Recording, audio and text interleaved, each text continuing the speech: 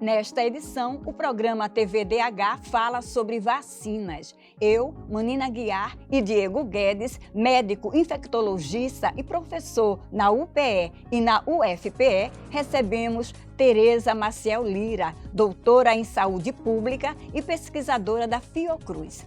Começa agora o programa TV Direitos Humanos. O TVDH é uma iniciativa da Cátedra Unesco, Unicap, Dom Helder Câmara, produzido por estudantes de jornalismo do projeto de extensão EducomDH, Educomunicação e Direitos Humanos na Mídia, numa parceria com a Cátedra Luiz Beltrão de Comunicação, o Centro Dom Helder Câmara de Estudos e Ação Social, o Movimento dos Trabalhadores e Trabalhadoras Rurais Sem Terra, o MST, o Centro das Mulheres do Cabo e o Centro de Cultura Luiz Freire.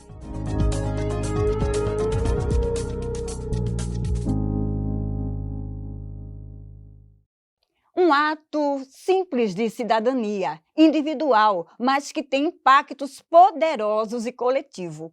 Considerada essencial para a manutenção da saúde do ser humano desde o seu nascimento.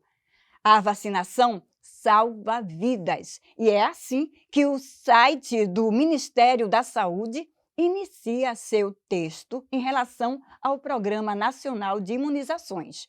Doenças que causavam milhares de vítimas no passado, como varíola e poliomielite, foram erradicadas. Outras doenças transmissíveis também deixaram de ser problemas de saúde pública, aliás, porque foram eliminadas no Brasil e nas Américas, como sarampo, rubéola e rubéola congênita. As vacinas são seguras e estimulam o sistema imunológico a proteger a pessoa contra doenças preveníveis. Quando adotada como estratégia de saúde pública, elas são consideradas um dos melhores investimentos em saúde, considerando o custo-benefício. O Programa Nacional de Imunizações do Brasil é um dos maiores do mundo, ofertando 45 diferentes imunobiológicos para toda a população. Há vacinas destinadas a todas as faixas etárias e campanhas anuais para atualização da caderneta de vacinação. Doutora Tereza Lira e doutor Diego Guedes, muita gratidão por terem aceito o nosso convite, viu? Sejam bem-vindos e bem-vinda ao TVDH. Eu que agradeço essa oportunidade, né, e parabenizo os grandes patrocinadores que você citou, né, instituições voltadas para os direitos humanos e que têm garantido um debate de alto nível junto à sociedade. Muito bem, olha, doutora Tereza Maciel, explica então para a gente, né, o que são as vacinas e também esse processo histórico até ela se tornar uma questão de saúde pública. Veja, a gente pode dizer que até bem recentemente na história da humanidade, as doenças infecto-contagiosas ceifavam muitas vidas e ainda ceifam.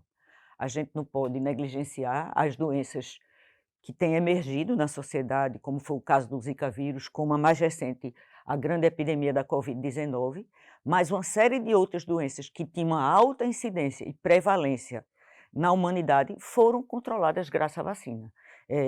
Você citou bem, Manina, o exemplo do sarampo, da poliomielite, né? Então o Brasil conseguiu um grande sucesso em relação à poliomielite com as vacinações de rotina e as campanhas vacinais. Então, são imunobiológicos importantíssimos e que cotidianamente têm evitado o adoecimento e morte, sobretudo de crianças, né? Eu acho que todo mundo aqui vê as crianças como um alvo prioritário das nossas políticas públicas. E quando ela começou a fazer parte da questão da saúde pública? Veja, se a gente for reportar o caso do Brasil, eu diria que é nos meados do século passado, um pouco mais. Em torno da finais da década de 70 e 80, né? Mas, por exemplo, eu, estudante, tomei a vacina de varíola, né? Na época, os vacinadores chegavam na escola, mandavam a gente se levantar e ninguém perguntava autorização a pai e mãe, e a gente era tudo vacinado. Então, já naquela época, como era uma doença que o mundo queria erradicar, e a gente pode dizer que a única doença que foi erradicada no mundo todo é a varíola, né? Já foi uma política pública. Posteriormente, outras vacinas foram sendo incorporadas até que o Brasil veio a ter o Programa Nacional de Imunização, que é talvez a oferta de vacinas públicas mais sólida do mundo, não é? Que disponibiliza, e eu acho que aí o doutor Diego pode falar até com mais propriedade do que eu, vacinas para vários grupos etários. Então, crianças, adolescentes, adultos, idosos e gestantes, cada um com calendários de vacinação específica voltado para os agravos prevalentes nesse momento. Então, quero aproveitar então e perguntar ao doutor Diego, né, qual é a importância do Programa Nacional de Imunização para a gente? Uhum. Pois, obrigado pelo convite.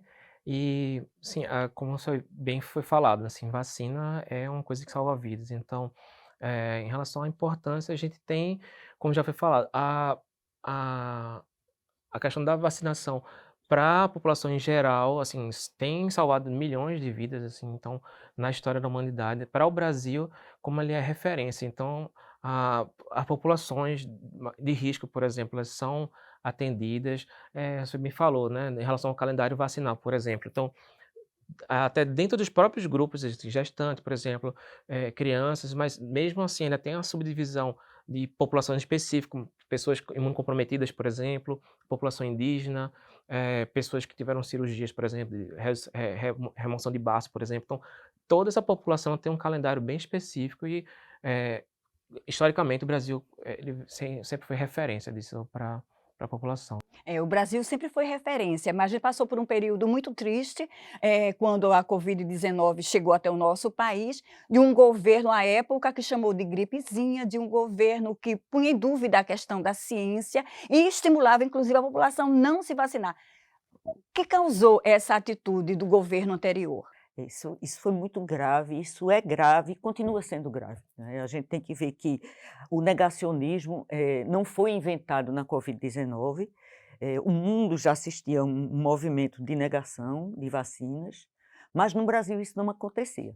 O Brasil conseguia indicadores extremamente importantes de cobertura vacinal e não existia esse medo de vacina, esse temor. Isso surgiu com a Covid-19, com grupos negacionistas que aproveitaram o terror e o pânico da população para criar medos indevidos. Por exemplo, ao dizer que as vacinas foram desenvolvidas muito rápidas, essas vacinas, a grande maioria, usou tecnologias já conhecidas e algumas, como a de RNA mensageiro, já existia tecnologia e não era produzida em larga escala porque era extremamente oneroso.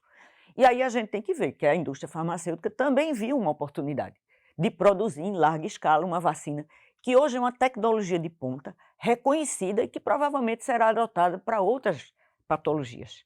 Então, assim, quando você tem um presidente da República que chama um agravo daquela gravidade, como foi a Covid, de gripezinha, que eu não sou coveiro, e que as pessoas não se vacinem, e que pega uma caixa de cloroquina, né, para emas e pessoas, e que dissemina uma medicação que, ao contrário, acho que o doutor, como médico infectologista dele, pode dizer, né, a cloroquina tem uma indicação clínica, mas não é Covid.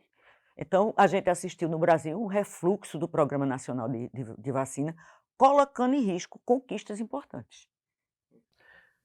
Doutor? Só lembrando um caso, porque durante a pandemia a gente trabalhou, né, assim, no Oswaldo Cruz, que é referência, então eu, por exemplo, estava lá e nunca esqueço, assim, infelizmente, no dia que a gente recebeu uma ambulância com uma paciente que vinha com oxigênio, e a gente sempre perguntava, assim, alergias, outra coisa, toma vacina, tal. Ah, nunca esqueço isso. Não tomei e nunca vou tomar. E assim, foi bem assim, eu nunca esqueço essa situação. Então, de fato, assim, é uma coisa que levou pessoas à morte, assim, diretamente, e não só prejudicou a vida das pessoas em relação à Covid, mas também em relação à cobertura de outras doenças, né, como foi bem falado, assim. Então hoje a gente tem um problema nacional de pessoas que estão, sem vacina ou com o calendário atrasado, expondo toda a população a novas doenças ou ressurgimento de doenças que já haviam sido Eu acho que uma controladas, questão né. importante, não é, Diego, é que o seguinte, a vacina, ela não é só uma atitude individual, ela é uma atitude coletiva. Quando eu me vacino, eu me protejo, mas eu também estou contribuindo para a contribuição da coletividade. Então, cada pessoa dessa que deixou de se vacinar, ela corre o risco pessoal, mas ela expõe a coletividade a riscos. Muito bem. No próximo bloco, A gente vai ver e ouvir a reportagem de Ana Botelho sobre as vacinas disponíveis e não disponíveis no Plano Nacional de Imunização. Olha, daqui a pouco a gente volta, hein? Te aguardamos.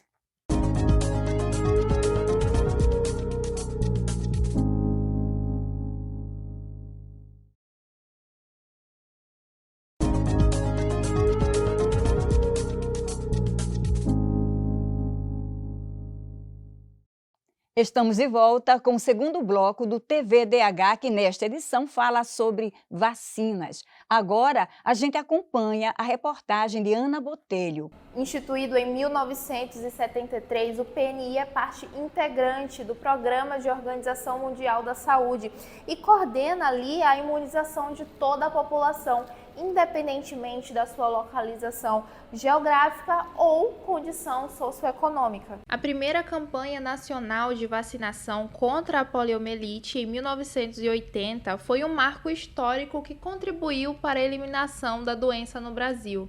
Desde então, o PNI tem evoluído e se adaptado às necessidades da população e oferece 8 imunobiológicos, 31 vacinas, 13 soros e 4 imunoglobulinas, além do controle de outras doenças imunopreveníveis, tais como a hepatite B, a meningite, febre amarela, cachumba, formas graves da tuberculose, rubéola e outras.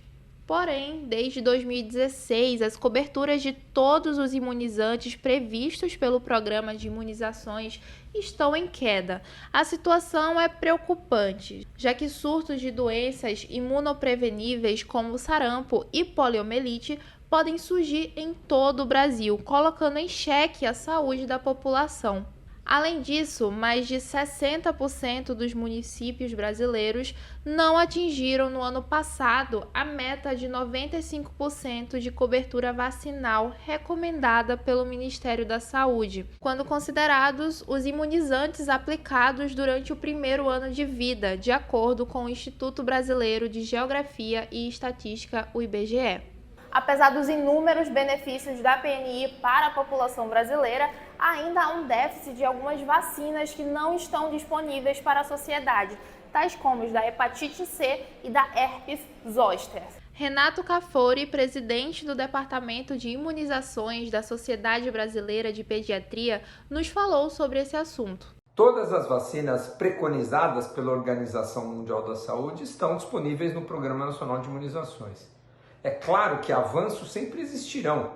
Então, a Sociedade Brasileira de Pediatria e de Imunizações, olhando para o que há de disponível, licenciado pela Anvisa no nosso país, faz recomendações eventualmente adicionais. Amplia faixas etárias para algumas vacinas, incorpora outras vacinas mais recentes contra a pneumonia ou contra o HPV, por exemplo, introduz ou sugere que novas vacinas sejam incorporadas. Mas é importante deixar claro que o que é oferecido pelo Programa Nacional de Imunizações contempla boa parte daquilo que é necessário.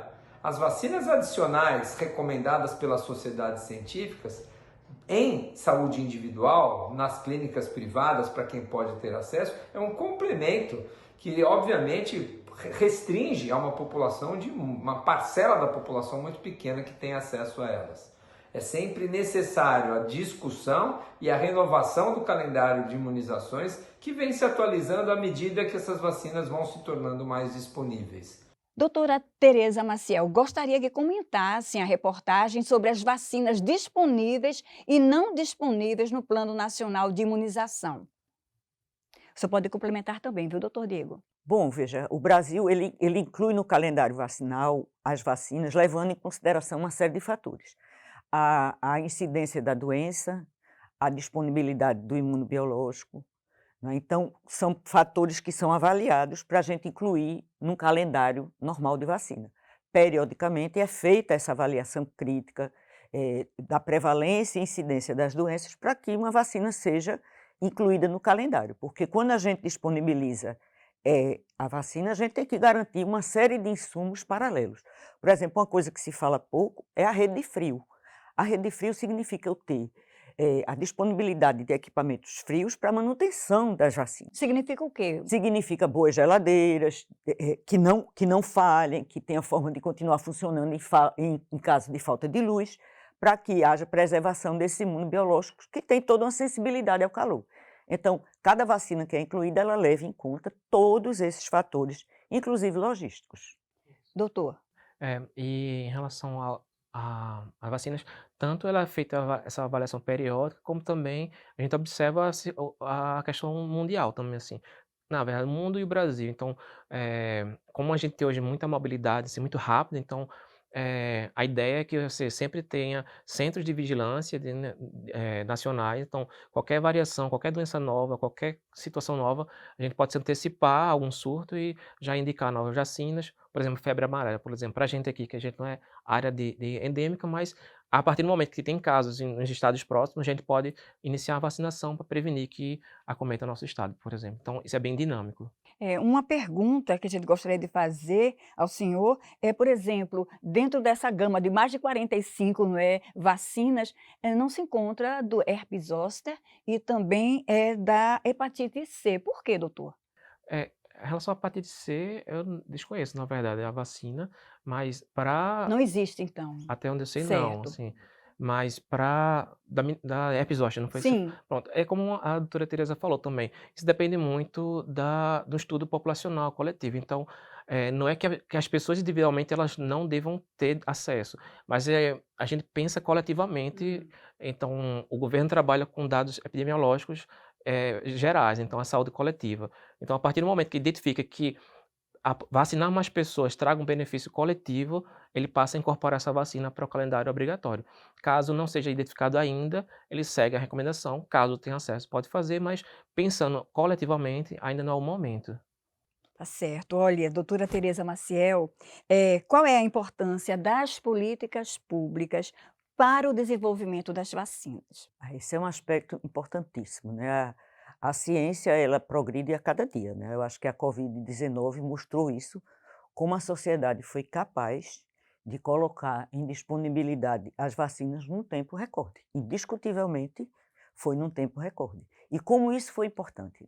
Talvez nós não estivéssemos aqui conversando se não tivesse tido a vacina, né? E teríamos assistido muito mais mortes, muito mais sequelas e perdas financeiras, econômicas e tudo o que advém diante de uma catástrofe como foi a Covid. Mas, para isso, a gente precisa também de recursos públicos, incentivos para a pesquisa, né? E a era negacionista que nós vivemos praticamente zerou qualquer possibilidade de captação de recursos. E a pesquisa custa caro, mas ela custa caro porque ela leva um benefício de troca para a população incomensurável, né? Então, para se estudar uma vacina como essa, eu preciso de ter pesquisadores preparados, insumos bem preparados. Então, a política pública ela é fundamental, desde o processo de pesquisa à disponibilização. Doutor, o senhor que também tem contato, né, com a população e principalmente, né, nessa troca, como é que o senhor vê isso, nessa relação do direito à vacinação e de transformar isso numa política pública efetiva e que funcione? É, isso é importante, porque primeiro a gente lembra muito de vacina e associa muito a criança. E assim, a gente vê, no Oswaldo Cruz, por exemplo, eu sempre falo, porque eu trabalho diretamente, a gente tem uma UTI para infectologia, e para você ter ideia, sempre tem um leito reservado para tétano, porque ele sempre chega. Só que é uma doença que é totalmente prevenível, ela tem vacina. Então, assim, a vacina pública está no calendário obrigatório, mas as pessoas não se vacinam, esquecem isso. Então, além de a gente tem a vacina disponível, mas falta a questão de reforçar isso com a população em geral, e principalmente com adulto também, e com os homens que não se vacinam quase nada. Então, hepatite B, tétano, tem várias doenças que a gente pode prevenir, raiva também, que de vez em quando chega. Então, assim, todas essas têm vacina, a gente precisa reforçar isso. Então, ela é disponível, mas não é só a equipe de saúde, assim, que vai dar conta disso. Realmente é um pacto nacional, assim. Então, só entra na educação, serviço público, atores, né, A ativismo própria mídia, social, a né? mídia. Então, é importante que a gente dê importância para isso, dê informação para mais A pessoas população. poderem se vacinar, assim. Bom, no próximo bloco, no terceiro bloco, nós teremos o Fala Povo com Renan Carneiro. Ele saiu às ruas com a seguinte pergunta: Você está em dia com as suas vacinas? Por quê? As respostas você vai conferir daqui a pouco. Olha, nós voltamos num instante, hein?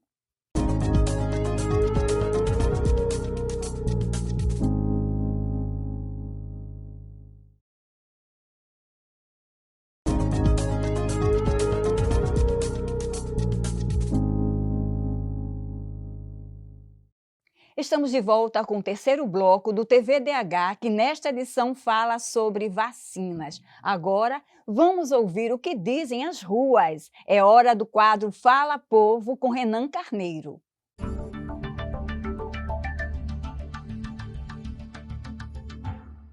O Programa Nacional de Imunizações completa em 2024 51 anos de existência. A iniciativa do Ministério da Saúde tem o objetivo de coordenar as ações de combate de doenças para toda a população. O Fala Povo de hoje quer saber: a sua caderneta de vacinação está em dia? Eu estou aguardando o dengue, certo? Que estou esperando, né? Que é o período que a gente tem, não é? De idade, não é isso? Para poder vir. Estou sim, eu acho que para você tomar a vacinação tem que estar todo mundo em dias. O governo está sendo bem assistido com a gente e a gente tem que correr atrás de não deixar de tomar a nossa vacinação, porque a gente tem que fazer o da gente e o governo também fazer o dele. É necessário sim, porque se eu não tomar, a minha plaqueta cai e aí eu estou obrigada a tomar sim. Tomei todas delas e não tive reação nenhuma, porque para mim realmente funcionou. Porque eu tive infarto, estava lá no Procap, no meio daquele povo todinho, e graças a Deus não. Doutora Tereza Lira, por favor, comente esse quase empate de opiniões. Veja, eu acho que nós já estivemos bem melhores no que tange a questão da cobertura vacinal. Eu acho que o novo Ministério da Saúde, coordenado pela professora Nísia, tem envidado os maiores esforços para voltar a ter as coberturas que nós já tivemos. E aí eu acho que existem questões importantes e que a gente todos os dias tem que desmistificar. Vacina é importantíssimo, gente. Existem efeitos colaterais? Existem, mas são ínfimos. A grande maioria é dor local, um edema, que rapidinho, uma febrícula na criança. Mas tudo isso em troca de um benefício imenso. Então, eu conclamo as pessoas que estão atrasadas no seu calendário, que procurem os postos de saúde, que atualizem. É muito importante para você, para a sua família e para a coletividade. Doutor Diego? E uma coisa também, reforçando, porque aí que está o papel das campanhas também, que são bem importantes. Muita gente fala também a questão de, principalmente alguns pais, por exemplo, eu não tenho como levar a criança porque é um horário de trabalho, eu não estou dificuldade de emprego, então se eu faltar, pode ser que eu perca o emprego. Então, a ideia em alguns locais funcionam muito bem, de ampliar o horário de vacinação, né, alguns postos, abrir no começo da noite, por exemplo, ou sábado de manhã. Isso é uma coisa que poderia ser mais discutida, acho que valeria muito a pena para a gente ampliar, pegar o máximo possível de pessoas saindo do trabalho, por exemplo, ou saindo da escola, isso ajuda demais, assim. Então, tem as pessoas que estão com ela atrasada porque falta um reforço, e tem, infelizmente, algumas que não estão nem procurando nem a primeira dose das coisas. Então, a ideia é que a gente reforce novamente essa coisa. Vacinas são importantes. Então, como a educação é importante para dar para as pessoas, vacina também é tão importante quanto. É uma herança que a gente pode, coisa boa que a gente pode passar, né? Assim, então, é uma coisa, realmente é uma das maiores transformações que a humanidade já viu, é a vacina. Assim, é uma revolução, de fato. Um dos motivos poderia ser também a questão de que tem muitas doenças que foram erradicadas. Está erradicada, então eu não preciso mais, porque a vacina já deu conta, ninguém vai pegar mesmo, eu posso até me tranquilizar. Essa é uma realidade, menina, essa é uma realidade. Por exemplo, eu sou de uma geração, nós somos cinco, meus pais tiveram 5 filhos, que a gente teve todas as doenças da infância. Então, quando tinha sarampo, estava tudo junto para ter todo mundo de uma vez. Para ter na criança, que era mais benigna do que ter na idade adulta. Não é? A geração de meus filhos já foi toda vacinada. Então, por exemplo, quando eu estudei medicina, eu vi casos de sarampo. Acredito que Diego, que é mais jovem do que eu, não viu. Não é? Eu tive colegas com irmãos com sequelas da poliomielite. A geração deles certamente não viu. Então, existe essa necessidade de esclarecer as pessoas o que é a poliomielite, o que é o sarampo, a gravidade dessas doenças, a possibilidade delas levarem a sequelas e óbitos. Então, essa questão que você colocou é verdade. E cabe às políticas públicas esclarecerem a população o que foram e o que potencialmente podem ser essas doenças, para que as pessoas permaneçam vacinando seus filhos. Doutor? É importantíssimo essa coisa da gente, como a gente não vê mais, a gente não sente mais como é que era o drama, que de fato sequelas, assim, tirando a morte, que é uma tragédia grande, mas sequelas importantes. Então, assim, de fato a gente não quer que isso O volte. vírus Então, foi matado, foi morto, ou ele está circulando e qual? a vacina? A poliomielite Sim. ela existe no mundo ainda, ela não foi erradicada. Então, pode voltar em alguns surtos. Então, a gente precisa reforçar essa cobertura vacinal. Varíola, por exemplo, ela não sumiu, existe só em laboratório. Tem um nos Estados Unidos e um na Rússia. Então, estão guardados como, assim, não sei para quê, mas existe, guardado. Poliomielite não, ela tem circulando ainda. Em alguns países isso ainda é realidade. A gente não quer que a gente isso volte. Então, é importante Como eu manter. disse antes, né, a vacina ela protege individualmente, mas protege o coletivo. Então, quando eu caio minha cobertura vacinal, eu aumento o número de pessoas susceptíveis, como eu chamo, que são pessoas que podem adquirir a doença por não estar vacinado. Então, o vírus da polio ele existe no mundo. Se as coberturas vacinais do Brasil caem muito e uma pessoa chega portando o vírus, ela pode encontrar tanta gente susceptível que se dissemine. E é isso que a gente não quer. Então, manter a cobertura vacinal é exatamente para proteger coletivamente uma sociedade. É. E lembrando que algumas pessoas não podem tomar vacina, por exemplo. Então, essas que não podem, ela acaba ficando protegida, já que as outras pessoas estão tomando, então a gente evita que transmitir para uma pessoa, por exemplo, que não pode tomar vacina. Então, realmente é um pacto coletivo. Bom, nós temos daqui a pouquinho o próximo quadro, que é o Educar para os Direitos Humanos, com a repórter Cecília Belo. É quando as pessoas convidadas respondem a uma pergunta feita por você, que acompanha o TVDH. Até já!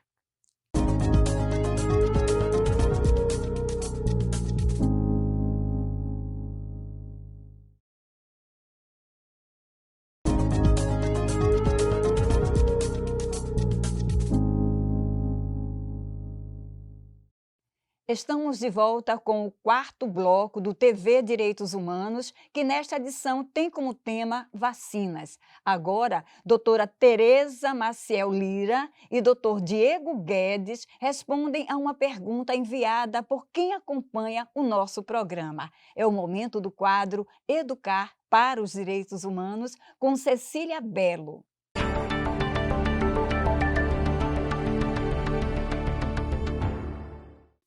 A vacinação é uma medida de saúde com resultados comprovados para a diminuição da incidência de doenças como a Covid-19. Devido à campanha de imunização contra a varíola na década de 1960, a doença foi completamente erradicada no Brasil. 20 anos depois, a Organização Mundial de Saúde decretou a erradicação da varíola humana em todo o planeta. Ainda assim, durante o período da pandemia, muita desinformação sobre as vacinas foram espalhadas no Brasil. Por isso, nossa convidada pergunta: gostaria de saber quais são os principais desafios enfrentados pelos serviços de saúde na busca pela adesão à vacinação, considerando especialmente o contexto dos últimos anos no que diz respeito à disseminação de informações falsas sobre esse tema bastante importante. A gente agradece a Irla Araújo, enfermeira cardiologista, doutora em enfermagem, docente também da Universidade Católica de Pernambuco, pela pergunta. Doutora. Veja, uma pergunta muito importante, né? Eu acho que a gente, de certa forma, até já comentou algumas questões. As campanhas de vacinação, elas são importantíssimas. Elas são complementares ao calendário de vacinação. Então, por exemplo, nós estamos em plena campanha de vacinação para a gripe, e é importante que as pessoas se vacinem. A gente tem que entender que a vacina ela rebate também nos custos para a saúde pública, né? Então, na hora que eu vacine, que eu protejo as pessoas da gripe, eu protejo do agravamento da gripe, de pneumonias que pode levar à hospitalização, de necessidade de procedimentos de alto custo que oneram o sistema de saúde, que a gente sabe que é subfinanciado. O controle da poliomielite, por exemplo, no Brasil, se deu pela soma das campanhas de rotina, mas também das campanhas de vacinação. Não é? Do Zé Gotinha, que periodicamente fazia as campanhas e que eram dias de festa e de alegria quando a gente levava nossos filhos para se vacinar. Então, foi uma atitude complementar à rotina para garantir altas coberturas e, de fato, a eliminação no território nacional do poliovírus selvagem. Então, as campanhas têm uma grande importância para a sociedade como um todo e são atitudes complementares, né? Eu acho que é importante ressaltar isso. Não significa esquecer o calendário de rotina. Doutor Diego? E eu lembro bem, assim, há poucos anos atrás teve uma epidemia de febre amarela no Brasil e é um exemplo que eu uso até com os alunos também, assim, tinha um mapa de Minas Gerais, com os estados mais acometidos, e todos os municípios de Minas Gerais estavam marcadinhos como afetados, exceto um pequenininho, lá no meio, não teve nenhum caso, porque coincidentemente pouco tempo antes, poucas semanas antes, tinham feito campanha de vacinação para a febre amarela. Então, o estado inteiro ficou cheio de casos, com hospitalização, morte e tudo mais, e esse pequeno município não teve nenhum caso, ou teve poucos, alguma coisa assim. Mas ele estava cercado de pessoas doentes, mas não teve praticamente nenhum impacto, porque a população estava vacinada. Então, isso para mim é uma coisa assim, é visual, aquela coisa assim, eu vou desenhar para você, pronto, tá aqui o mapa, pronto. A vacina funciona Funciona. e E protege olhe, vidas, né? com essas mudanças climáticas, que a gente tem observado no mundo todo, como é que vocês dois, então, analisam as campanhas de vacinação? Veja, eu acho que as mudanças climáticas, elas têm várias repercussões na questão da saúde, e uma delas é o surgimento de novas patologias. A gente não pode negar, por exemplo, que a Covid-19 está relacionada a isso, o Zika vírus está relacionado a isso, quer dizer, os danos ambientais, a gente começa a colocar o ser humano em contato com patógenos que a gente desconhecia ou que a gente conhecia, mas que não tinham importância epidemiológica, né? Então, na hora que a gente desmata indiscriminadamente, como a gente está fazendo, a gente começa a colocar em risco a população, a entrar em contato com patógenos desconhecidos e a fazer circular patógenos conhecidos. Diego citou muito bem o exemplo da epidemia de febre amarela no sudeste do país. Febre amarela é amplamente conhecido, mas a gente há muito tempo não tinha surtos como teve aquele. E isso deu-se por uma baixa de vacinação, mas também por questões ambientais, de colocar as pessoas em contato com um vírus amarílico, não é? Numa intensidade que até então não existia, pelo desmatamento, pela circulação das pessoas. Isso tem essa questão da mudança climática, o impacto, assim, causa e consequência também, o desmatamento, a criação de animais também para a produção. Então, assim, a OMS já fala que 70% ou mais das doenças que a gente tem, as infecciosas, são derivadas desse consumo, dessa procura de animais para consumo. Então, além do desmatamento, tem a questão de criação de animais, confinamento, a gente tem contato direto com vários tipos de patógenos, como falou. Eram conhecidos, circulam, por exemplo, o Covid, o SARS-CoV, os morcegos têm isso. No Brasil, inclusive, por exemplo, a gente não tem contato com eles. Então, a partir do momento que a gente começa a invadir a área de mata, a gente desequilibra aquele ecossistema, a gente passa a ter contato com isso. Então, as vacinas têm um componente importante, mas assim, a gente precisa pensar coletivamente, e hoje se discute muito como saúde única também, né? Então, a saúde animal, saúde ambiental, saúde planetária, para a nossa saúde também. Então, a gente não está separado, assim, o ser humano aqui e o mundo lá embaixo. Não, todo mundo está conectado. Então, não é uma coisa clichê, não. Assim, de fato, a gente está conectado e, assim, desequilibrar isso é uma receita para tragédias, assim.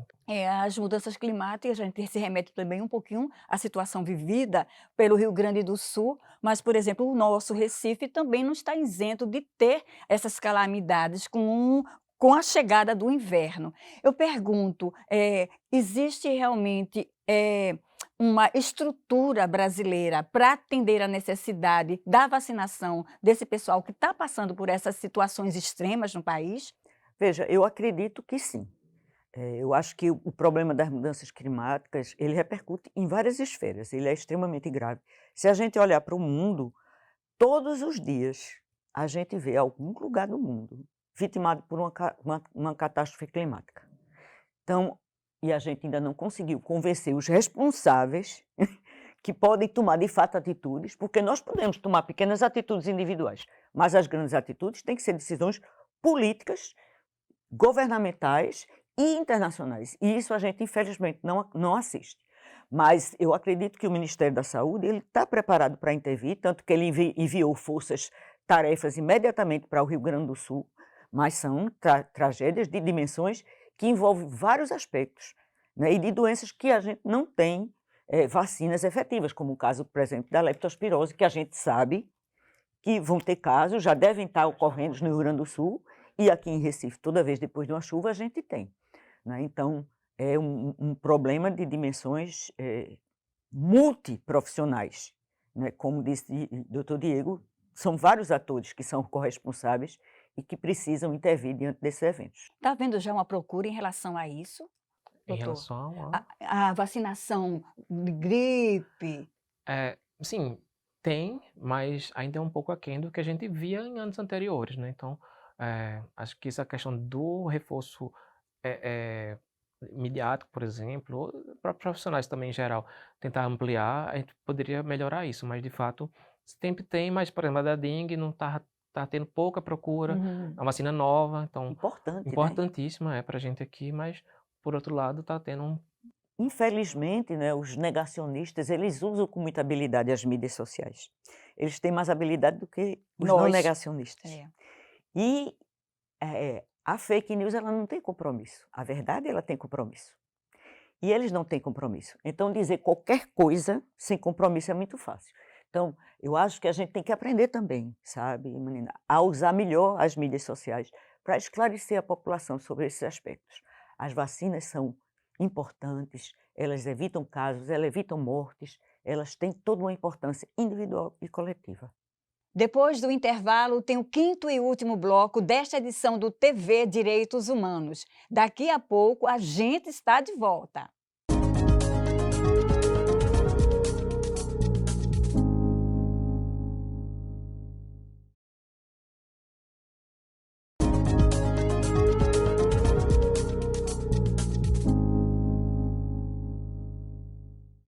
Chegamos ao quinto e último bloco do programa TVDH, que nesta edição fala sobre vacinas. Para isso, contamos com a presença do Dr. Diego Guedes, médico infectologista e professor da UPE e também da Universidade Federal de Pernambuco, e como debatedor.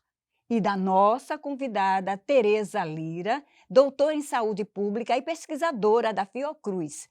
Tereza Maciel Lira, quais são as vacinas imprescindíveis para as diversas faixas etárias? E agora eu vou saber todas de cor, não.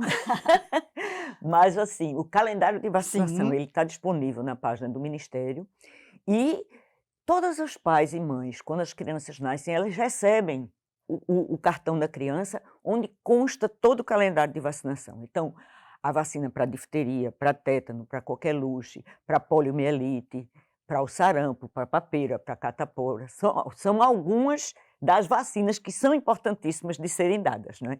Então, eu posso citar a da rubéola, por exemplo, a rubéola é uma vacina importante de ser dada, né? E outras, a da hepatite A, hoje em dia a hepatite B. Então, todas essas estão previstas no calendário e, como o doutor Diego disse no começo, o Brasil tem um calendário para diferentes grupos etários.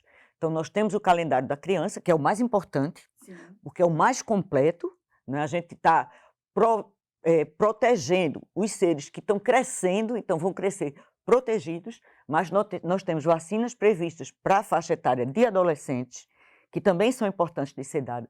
Por exemplo, uma vacina que sofreu muito preconceito quando foi introduzida foi a do papilomavírus, do HPV. Né? Algumas pessoas negacionistas ou por questões de credo diziam que é um incentivo à prematuridade da vida sexual das meninas, mas não é verdade. Na hora que eu estou dando uma vacina para HPV, eu estou protegendo ela até para o futuro, porque o câncer de colo uterino tem o HPV como um fator importante causal. Então, são vacinas que têm essa importância e que as pessoas têm que entender. Então, nós temos vacina também para a faixa etária adolescente, para os adultos também. Então, a vacina de gripe, outras vacinas que são previstas para a idade adulta, são importantes de estarem no calendário, e a gestante também. Então, uma mulher gestante, ela tem que tomar uma série de vacinas que vai protegê-la e, sobretudo, a criancinha, o feto, não é, porque ele só vai iniciar o calendário de vacinação alguns meses depois, e algumas vacinas, a criança nasce protegida se a mãe estiver adequadamente imunizada. Doutor Diego, né? E eu queria complementar-se também em relação às pessoas idosas.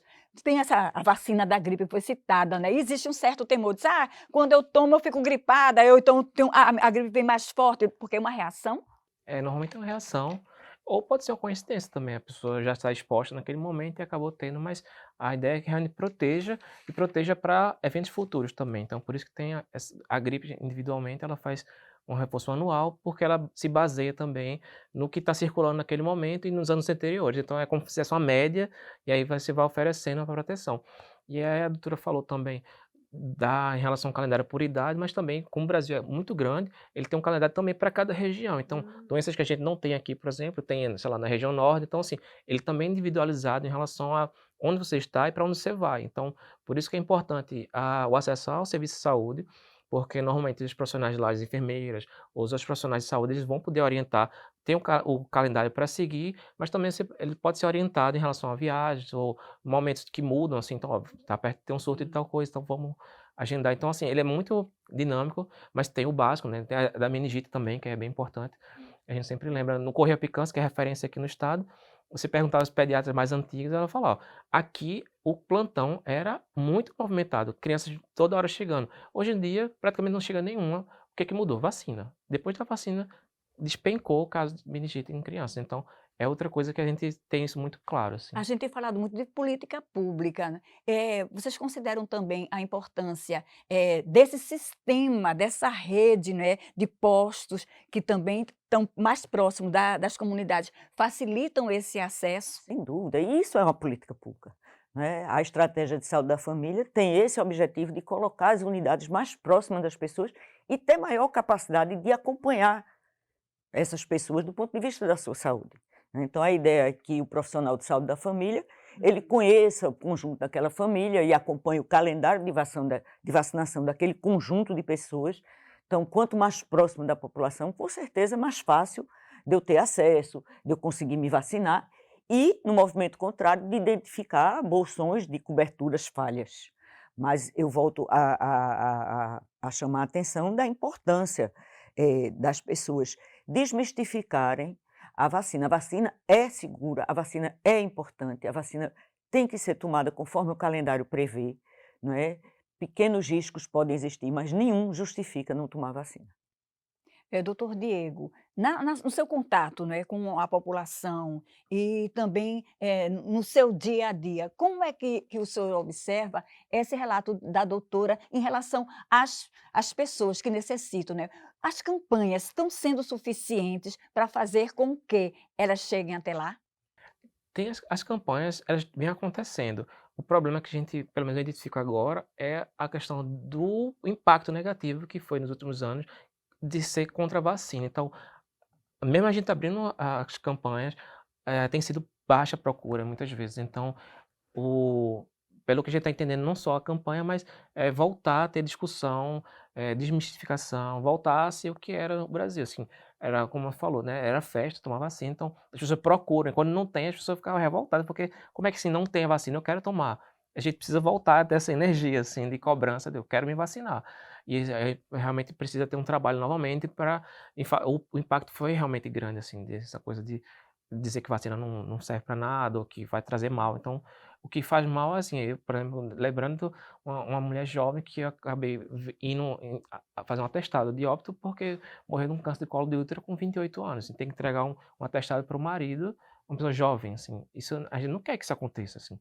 Isso é muito marcante, como aquela pessoa que eu falei, né, que foi atendida e que nunca tomou e não vai tomar vacina do Covid, a pessoa chega lá com oxigênio, passando mal e tudo, e vítima de políticas, assim, negacionistas e coisas que são anti-ciência, então a gente não quer isso, mas precisa realmente voltar a ter essa energia de vacina, assim. Então, nesses minutos... Pois não. Não, uma coisa que eu acho que é importante é que eu acho que a ciência tem que aprender a dialogar com a população. E aí eu acho que a gente tem que fazer uma reflexão sobre isso. A gente tem que explicar, saber explicar à população os benefícios, como se dá um estudo de vacina, numa linguagem acessível para aquela população, né? Então, a gente tem que reconhecer as falhas também, né? E tem que aprender a dialogar, a se comunicar. Como eu disse a você, quem divulga mentiras não tem compromisso com a verdade. E quem tem compromisso com a verdade tem que aprender a explicar essa verdade de uma forma acessível às pessoas, para que elas também nos perguntem, nos questionem e a gente possa estar esclarecendo todas as dúvidas e todas as inquietações. A gente tem que lutar, gente, para o Brasil voltar a ter as coberturas que nos orgulhavam. Nós temos um PNI, que é uma política extremamente importante e bem formulada. Então, aqui eu estou conclamando a quem não estiver ouvindo, se tiver com o calendário desatualizado, procure o serviço de saúde. Gratidão, doutora Tereza Lira, gratidão, doutor Diego Guedes, por terem contribuído com essa nossa conversa assim, tão importante para estar esclarecendo a população. Gratidão. Nós é que agradecemos, né, Diego? O TVDH é uma iniciativa da Cátedra Unesco Unicap de Direitos Humanos Dom Helder Câmara, produzido por estudantes de jornalismo do projeto de extensão EducomDH, Educomunicação e Direitos Humanos na Mídia, numa parceria com a Cátedra Luiz Beltrão de Comunicação, o Centro Dom Helder Câmara de Estudos e Ação Social, o Movimento dos Trabalhadores e Trabalhadoras Rurais Sem Terra, o MST, o Centro das Mulheres do Cabo e o Centro de Cultura Luiz Freire. Acompanhe a gente nas redes sociais e traga sugestões. Anota aí, @programa tvdh.unicap.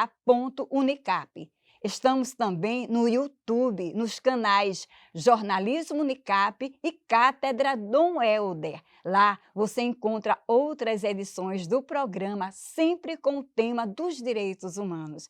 Agradecemos pela companhia e até a próxima!